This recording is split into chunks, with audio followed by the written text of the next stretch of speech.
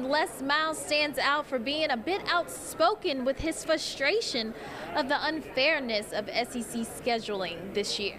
It's a boy. The Duke and Duchess of Cambridge welcome their baby boy, and everyone is wondering what the name will be. So why don't you tweet us your best guess at WBRC. South Carolina's Jadeveon Clowney is currently under investigation. There has been recent reports that the Heisman hopeful has been in constant contact with rap star Jay-Z, who has recently been venturing in his own agency, Rock Nation Sports. The Homewood Park is celebrating the 4th of July with spectacular fireworks this year. So city officials say get here at least an hour early if you want to get a great parking spot and a great view of the fireworks. Today, the Texas A&M Aggies are mourning the loss of defensive lineman Polo Manacanu.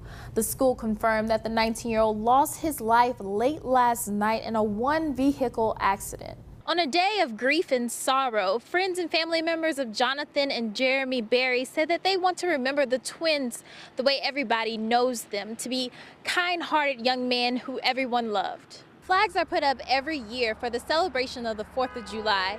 This year, one city has decided to put a halt on those celebrations. Former MVP Ryan Braun has been suspended for the postseason and the regular season for this year.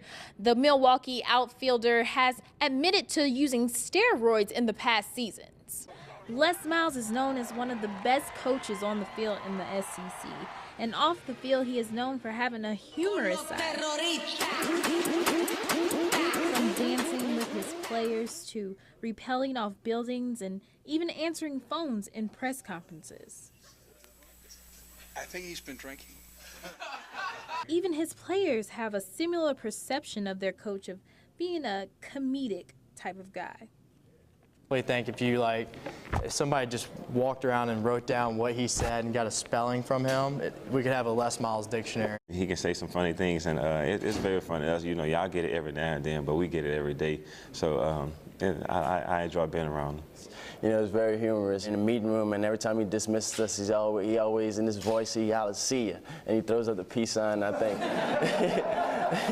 However, on day 3 of Media Day, we saw a more serious side of Les Miles. Les Miles stands out for being a bit outspoken with his frustration of the unfairness of SEC scheduling this year. We think that this schedule is put together just for us. In the last 8 years, we won 85 games. That's more than any other conference team. I wonder if they had to play our schedule, if they had won as many. Unbridled path to the championship is something that should be there for every team, and it should not be a repeated annual scheduling mistake. He went on to say maybe it's time for the media to question the repetitive scheduling. And you guys are going to have to fill in the blanks. How this team doesn't play Florida or Georgia, and they just showed up in the conference. How is that? But LSU plays both. How is that? Serena Crawford reporting for Fox 6 Sports.